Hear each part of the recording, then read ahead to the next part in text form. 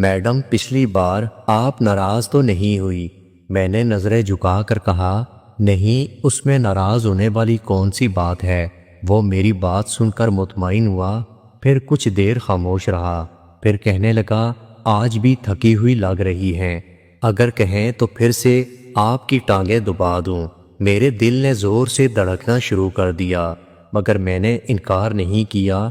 میں نے بس کتاب بند کر کے ٹیبل پر رکھی۔ وہ میرے قریب آ چکا تھا اور پہلے بازو، پھر ہاتھ، پھر آہستہ آہستہ کندھے دبانے لگا۔ اس کی انگلیوں کا لمس ایک عجیب سا نشہ دے رہا تھا۔ میری سانس تیز ہو رہی تھی، میرا دل بے قابو ہو رہا تھا۔ میں نے ایک بار نظریں اٹھا کر اس کی آنکھوں میں دیکھا، وہ آنکھیں سیدھی میرے دل تک اتر رہی تھیں۔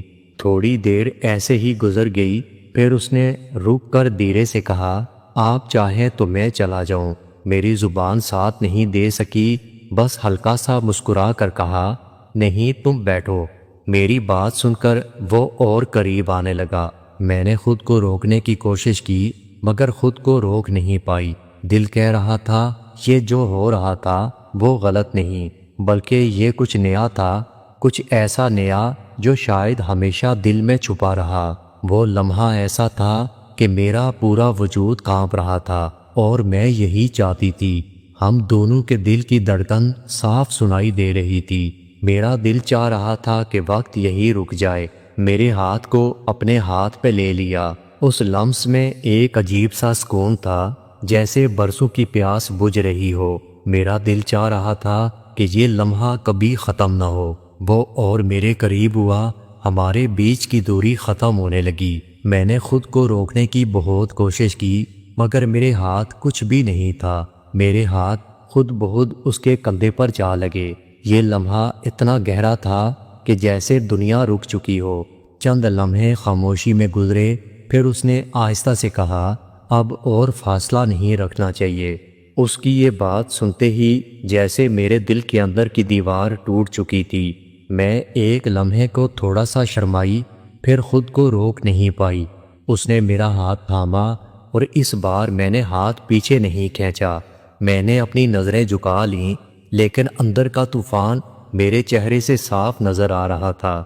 اس نے دھیرے سے میرا دوپٹہ سنبھالا اور ایک طرف رکھ دیا۔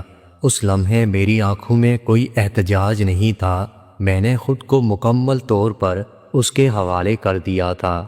وہ میرے منہ پر ہاتھ پھیرتا رہا، جیسے برسوں کی پیاس بجھا رہا ہو، پھر آہستہ سے میرے قریب آتا گیا۔ میں نے اپنی آنکھیں بند کر لیں۔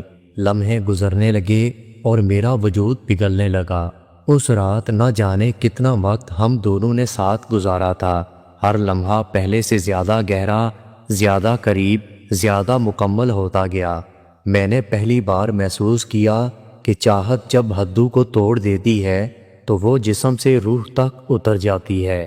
صبح جب میری آنکھ کھلی تو روشنی کھڑکی سے اندر آ رہی تھی۔